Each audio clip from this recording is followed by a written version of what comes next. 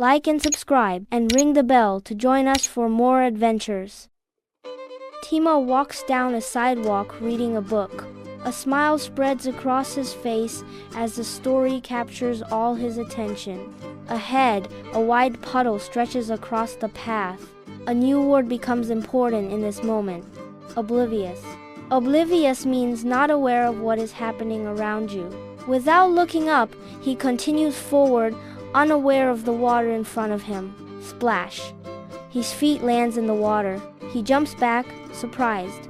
This time, Timo closes the book and walks carefully, paying attention to what is around him.